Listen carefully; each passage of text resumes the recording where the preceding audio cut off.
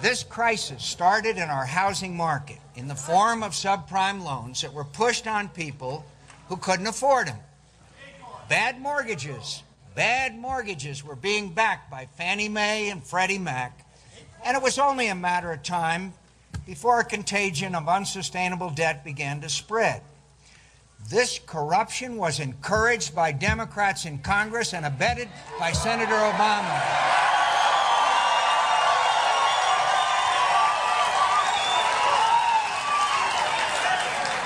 Interestingly, Senator Obama has accused me of opposing regulation to avert this crisis. I guess he believes that if a lie is big enough and repeated often enough, it'll be believed. But the truth is, I was the one who called at the time for tighter restrictions on Fannie Mae and Freddie Mac.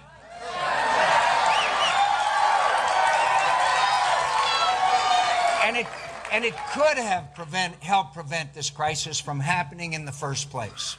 Senator Obama was silent on the regulation of Fannie Mae and Freddie Mac, and his Democratic allies in Congress opposed every effort to rein them in, every single one. That's a matter of record. As recently as September of last year, he said that subprime loans had been, quote, a good idea. Well, Senator Obama, that good idea has now plunged this country into the worst financial crisis since the Great Depression. You know, to hear him talk now, you'd think he'd always oppose the dangerous practices at these institutions. But there is absolutely nothing in his record to suggest he did. Nothing. Zero. Zippo. Nada.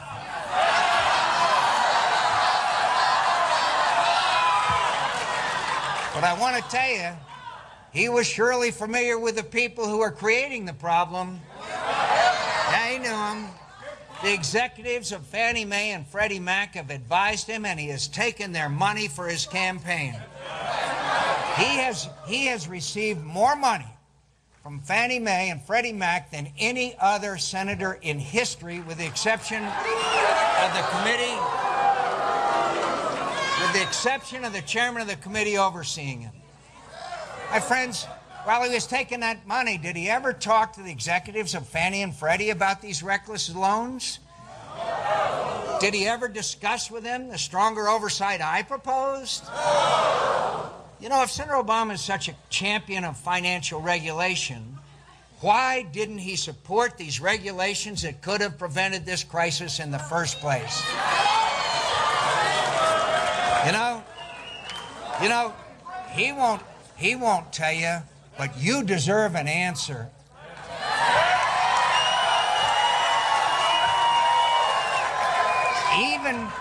Even after he refused to lift a finger to prevent this crisis, when the crisis hit, he didn't even start making calls to round up votes until after the rescue bill failed in the House and the markets crashed. We continue to see the price of delay today as the markets continue to fall. Today, the Dow has fallen below 10,000. And yet, members of his own party said they felt no pressure to vote for the bill. Why didn't Senator Obama work to pass this bill from the start? Why did he let it fail and drag out this crisis for a full week before doing a thing to help pass it? I suspended my campaign. I went back to Washington, my friends, because I was putting my country first.